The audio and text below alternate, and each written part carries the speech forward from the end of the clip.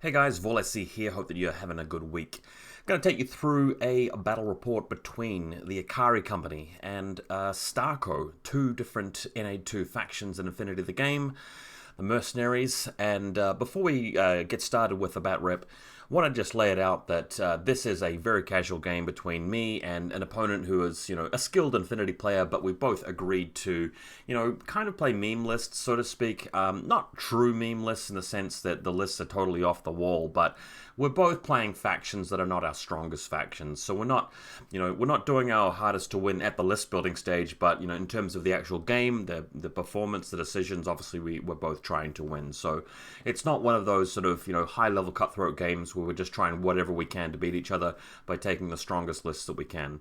I did make a video about that a while back, about how that's often the attitude of people that play Infinity these days.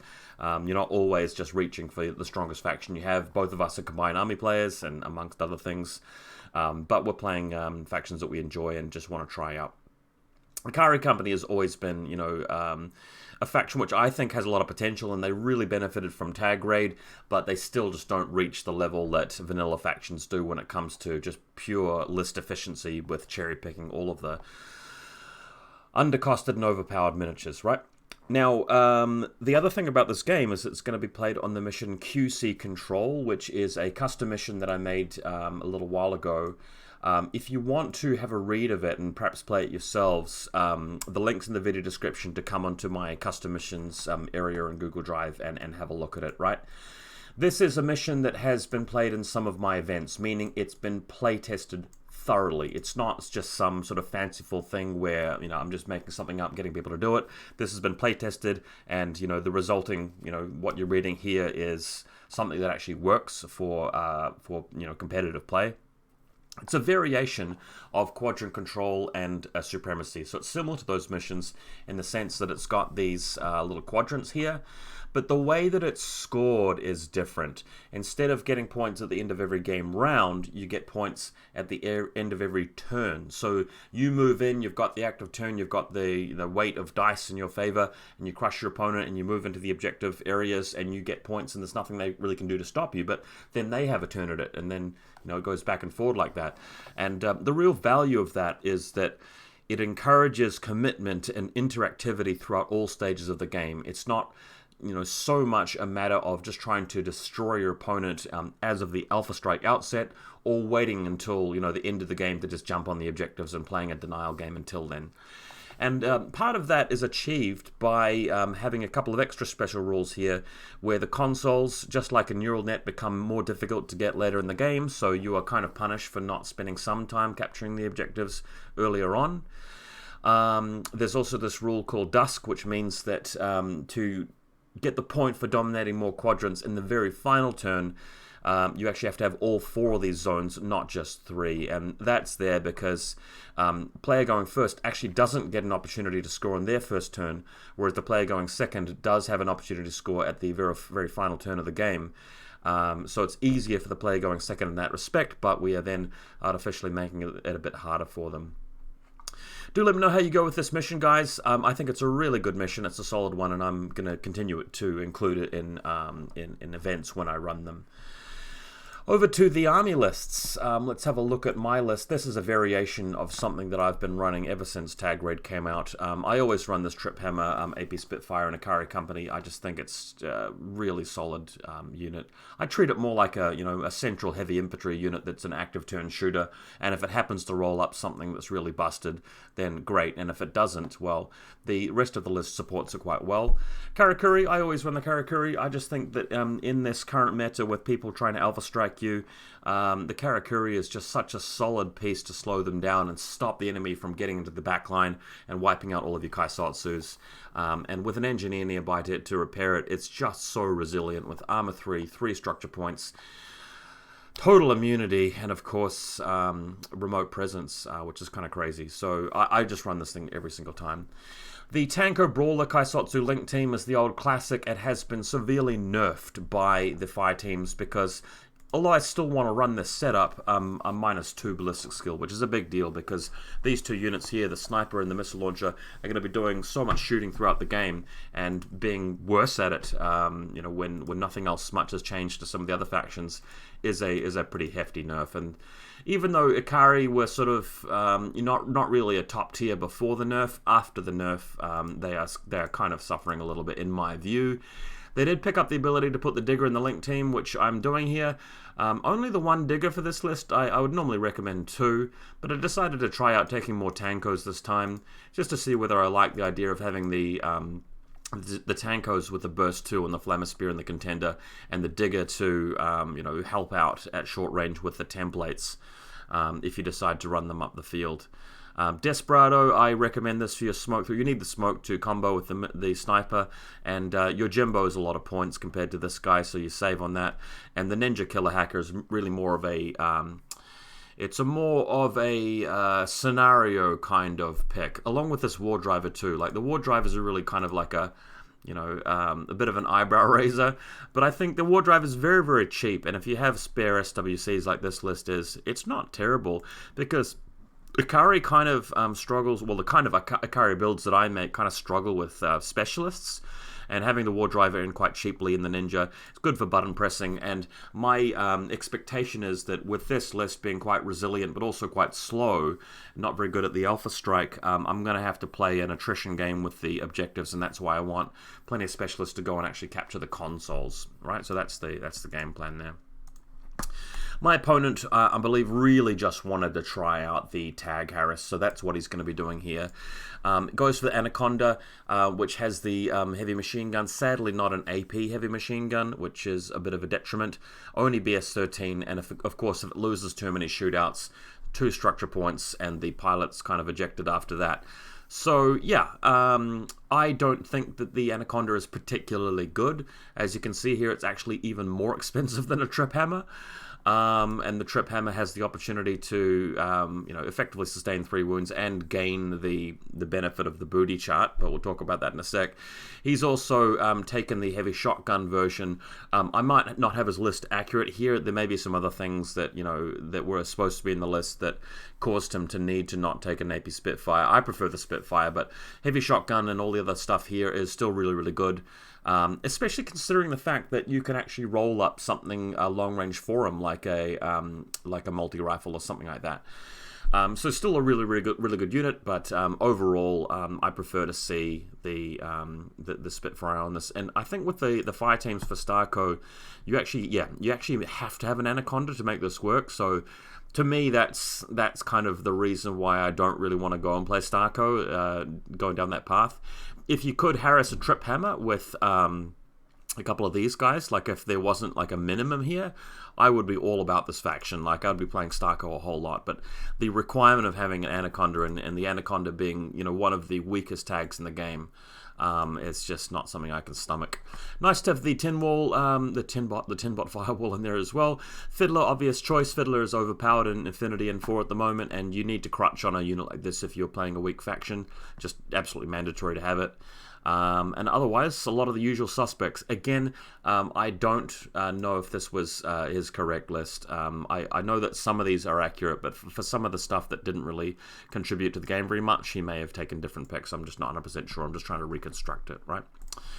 Cool. Okay, let's go through the game, starting with this picture here, which is another variation of my spaceship terrain table. Obviously, this is Rob's table, but I'm using it a lot for Table Game Fun Times, my show, and some of the live games at the moment. So my opponent is going first. I'm going second. I'm picking the table side. He's set up on the right-hand side there, and as you can see, oh my god. So again, with Windows 7, really not enjoying that, but I'm just going to see if I can remember how to do this markup stuff. How do you choose the color? Oh, here we go. Alrighty. So there's the 4 quadrants are through here, and you've got the 4 objectives. So this is a little bit of a closed off table. It's a bit easy to see if you come down to eye level, but it's a little bit dense, this one. And I'm hoping really just to shut down a hard alpha strike and then just use the momentum of having second turn to carry me through to the win, really. I'm just really hoping that he kind of stalls against the Karakuri and the Tankos, because there's a lot of long-ranged AROs that are quite resilient in this list. So going through it, my opponent's using a lot of proxy units here. So on the left, I believe that's an Irmandino. He's got the Iguana, which is actually the Anaconda, and the Scarface, which is actually the Trip Hammer. I'll just get my cam face out of the way here. Alguaciles and things hanging around nearby. Another look at the tags here with the Brigada in between them there, and a Palbot nearby to help protect them. There they are again. This here is a Cataran with a regular sniper rifle. He told me that for some reason he couldn't afford the T2 version. At the back we've got, I think, Alguacile, sort of cheerleader, Imundino guys hanging around. And that, I believe, is his Al-Hawa there. I think it was a Fort Observer Al-Hawa on his right flank. Bit and Kiss with the, well, it's not Bit and Kiss, it's just Bit with the two slave drones. This is Fiddler, so that's Fiddler on the left there, and these are the two Vulcan shotgun bots. For me, less proxies. I've got the Kaisotsu Link team with the sniper as the link leader, and the missile launcher is the only one standing up watching the table. There's a very long fire lane through there, so if we look at this, there's a fire lane through that section here.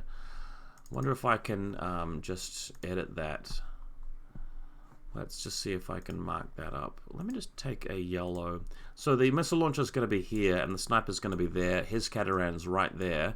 And there's a very long lane through the middle of the table, which I can block off. So that's going to force his tags to come around this direction here.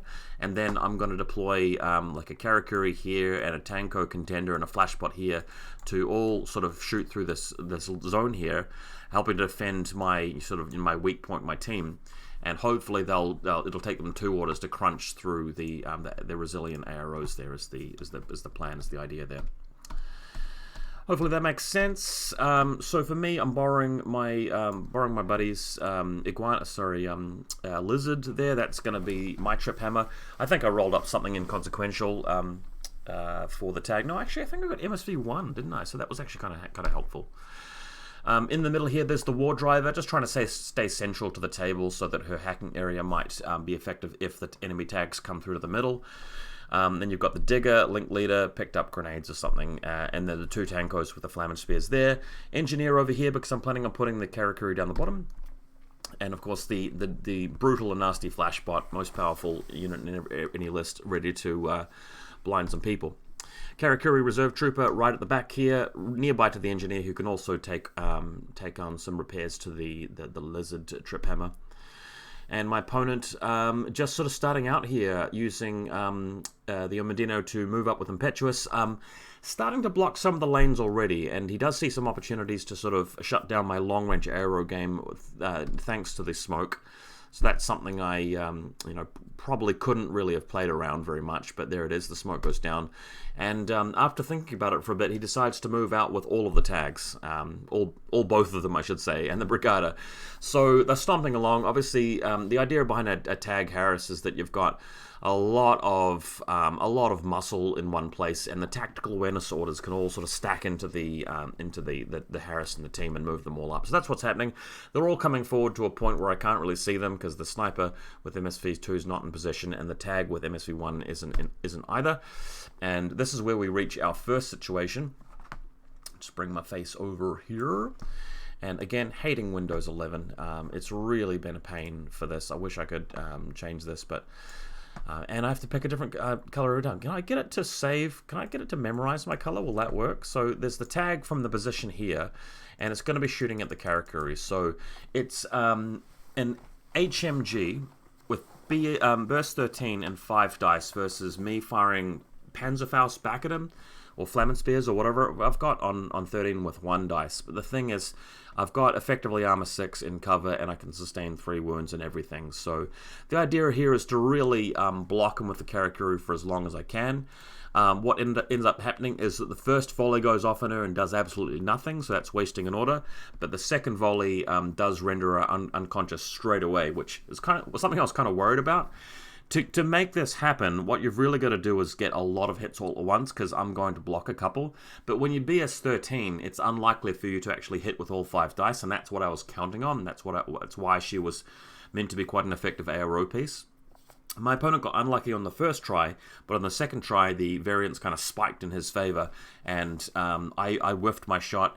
He hit me 5 times, and I failed, 3 out of 5 of the saves, which was a bit ugly. So she's down, but again, the engineer's right there. She's prone while unconscious. He can't continue attacking her, so it's not the end of the world. I'm not crying about this. So as he moves a bit further forward, you can see in the bottom left, the tag's just coming out of the smoke cloud and moving around to see this tanko at the upper right here, having now shot the Karakuri. So you're sort of slicing the pie, and you're sort of moving to whoever you see first, getting rid of that one, then moving to whoever you see next, getting rid of that one, and so on. And that's what's happening here as the tag continues working through. Now, the tanko also is a danger. BS13 with 2 shots, and the Flamen Spear means that this tag and this tag actually have to sort of stay apart, otherwise the template will actually hit both of them. But with this tag moving out, he does get a little bit of work done and does knock out the tanko, so doing really, really well. So my opponent having a little bit of good luck to, first of all, render the Karakuri unconscious, despite having 3 wounds, and the tanko going unconscious despite having burst 2 arrow, armor 3, it's not impetuous in cover or anything like that, BS13 with the Flamen Spears. But then the variance and the luck spikes back the other way, and he runs into the flash pot and gets blinded, despite having burst 5. And part of the reason you're getting blinded here is because I believe he might have been long range. I can't remember what the deal was, but either way, there's mimetism involved. And, it's hard to keep rolling well forever. But this sort of illustrates why it's sort of a little bit awkward to pull off a really powerful Alpha Strike with an Anaconda, even though it's in a link team. You've got Burst 13 with no mods. So you've got your Ballistic Skill 13 with no mods, your Burst 5. And if you're having to attack lots of different kinds of arrow pieces over 5 or 6 orders and all those different rolls, the chances of winning each individual face-to-face roll are quite good.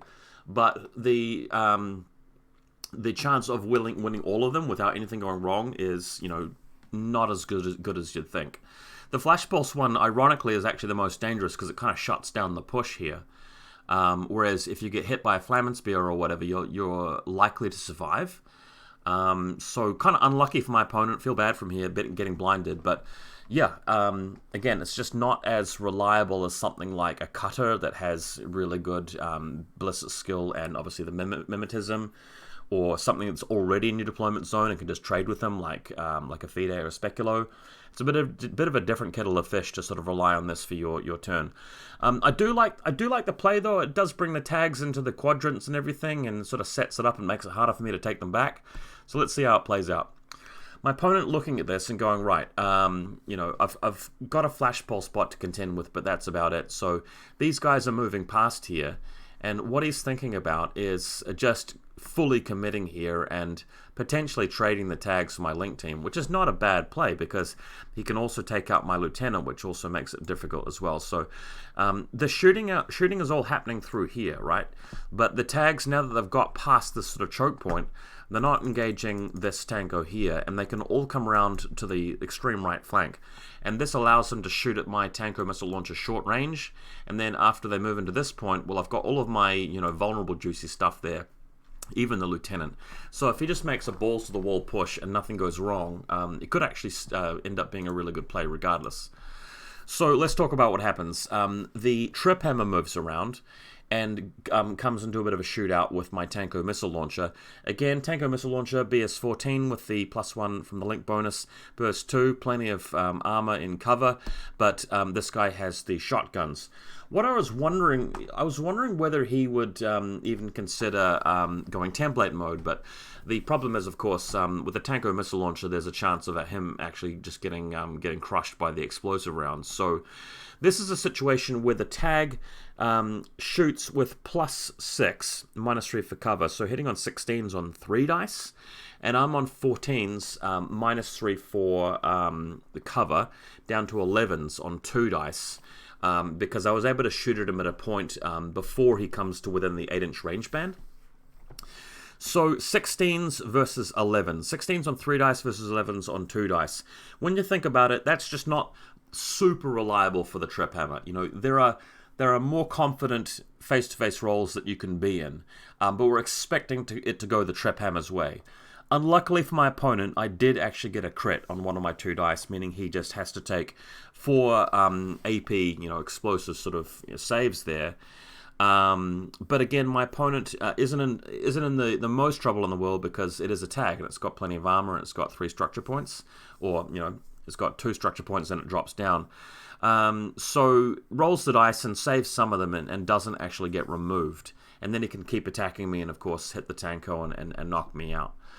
Right, so yeah, it's a bit of an unlucky turn in some ways. He got stunned by a flash pulse bot with his other tag, and then he got crit by a missile launcher with this tag. But also wiped out the Karakuri, wiped out the Tanko, managed to make it to my line here, and has a tag that can move in with 2 wounds sustained. And now he can move in and blast with the shotguns, right? So the tag, if it comes around the corner, and by the way, he's easily able to sort of shoot at this sniper when he comes around as well. So when he comes around the corner, and he does get to this position intact, he's able to spread the shotgun blasts everywhere. So I've got some models leaving the link team and shooting him, other models which are trying to dodge, and my opponent has to work out what to do. The lieutenant is the one on the right hand side here, whereas this one's just the decoy, and my opponent decides to actually just split the templates 2 and 1, and my guys are dodging anyway, so he's taking shots from elsewhere, and he's just really hoping for the best. So quite a pivotal player here, and I kind of agree with this part of the play. Doing really well to get the trip hammer with the boarding shotgun into my line. If I survive with my lieutenant intact, then I can probably mount a pretty decisive comeback here. And what ends up happening is that the lieutenant manages to dodge. Again, he's not actually shooting directly with the hit mode version of the shotgun, so me dodging and passing an armor save or 2 isn't completely out of the question, and that's what happens for the guy on the right. I did lose one of the Kaisotsus on the left, and the sniper does manage to dodge, I believe, and then other people shoot the trip hammer and remove it. So I did end up getting a little bit lucky there, but we have to talk about how lucky I actually was. I mean, it's not like something that only had a 1% chance to happen actually happened. I feel like the odds of this overall Alpha Strike going wrong in some way is, pretty significant, pretty up there. It's quite hard to calculate because you're looking at, this particular shootout against the Karakuri. It's dead if it takes 5 orders to do, but if you get her in 1 order, it's great. And the Tankos, again, a Flammer Spear could actually wipe you off the board if you're really unlucky, or you could just crush the Tanko straight away and move on. Coming through and getting crit by the Tanko missile launcher, you don't really expect that, but, it's possible. And even if you do get all those kills and you come around here and you fail to kill anything else, then I've still got my trip hammer to retaliate. So it's kind of a hard one to calculate, but again, sort of a fun game here, and I think we can all agree that there are better factions to be alpha striking with than Starko.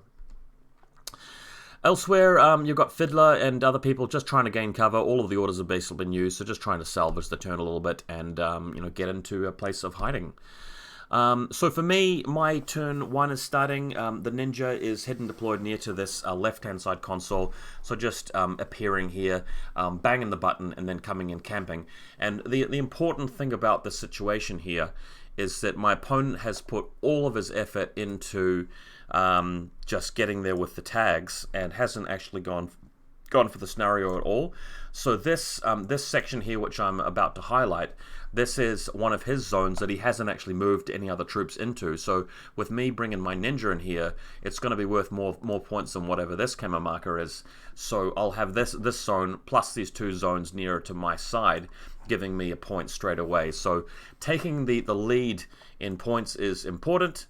But I still have to deal with the 2 tags on my side of the table.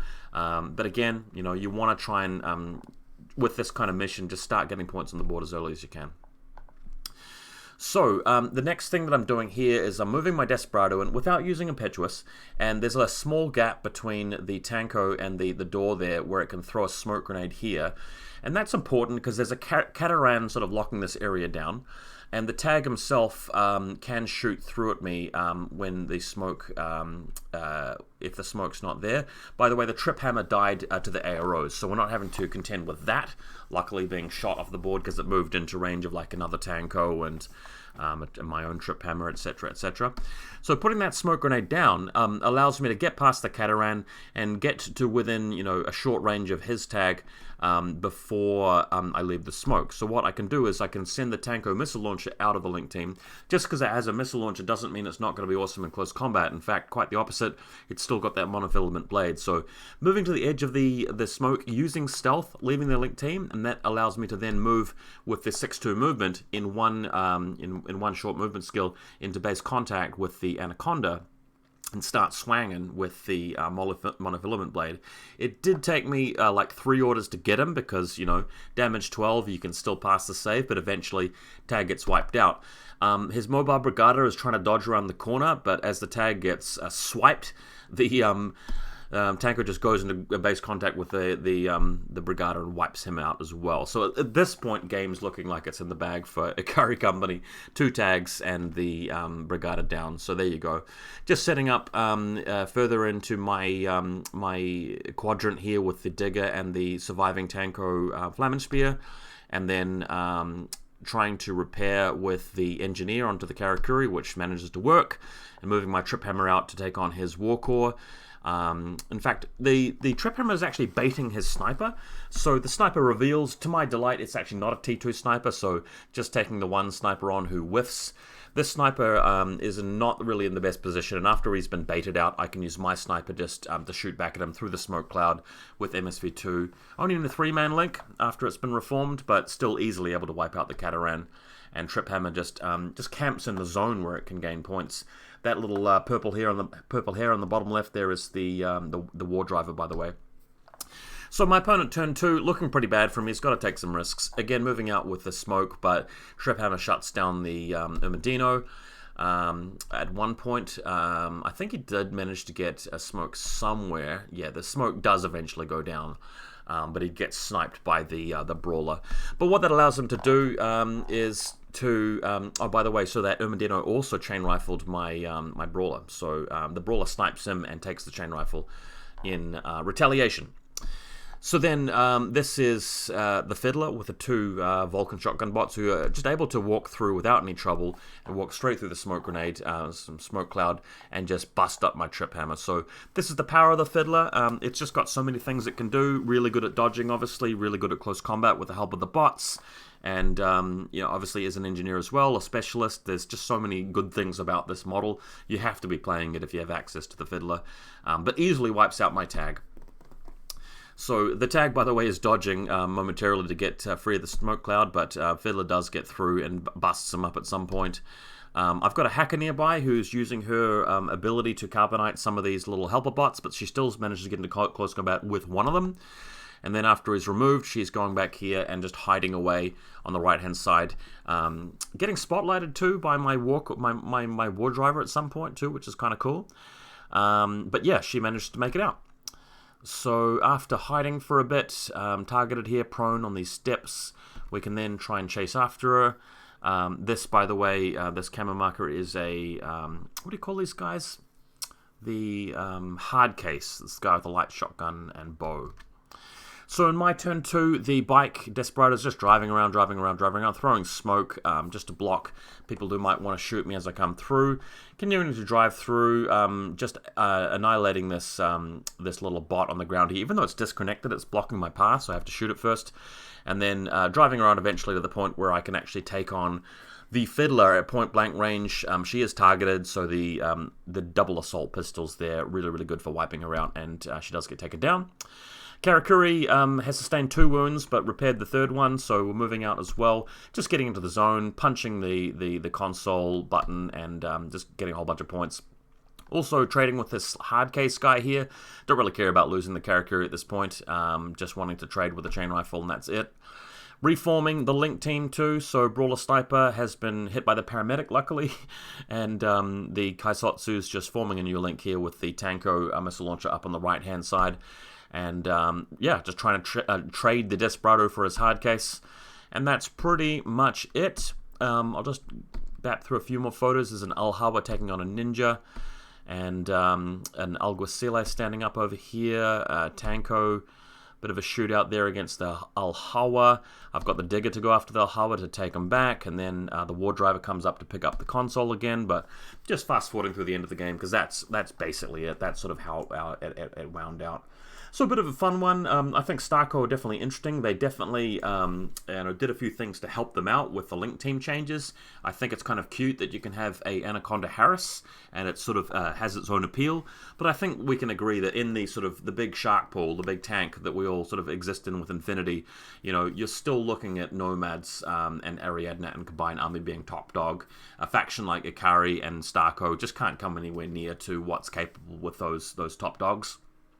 But if you and your opponent are agreeing to, play factions that are reasonably, competitive against each other, then you can sort of go into a game without feeling too handicapped or gimped. Lastly, guys, please check out my show Table Game Fun Times if you haven't already. It's something that's had a lot of effort put into it. My mission QC Control, which this game was played on, is a really good mission, so try that out. I think that you'll really like it. And stay tuned with the channel. I have been pretty busy lately, but I'm hoping to do a video responding and reviewing the new Blackwind stuff and the patch that came out for Infinity. I've got a few things to say about that, so keep your eyes peeled. But for now, you have a good morning, afternoon, evening, wherever you are.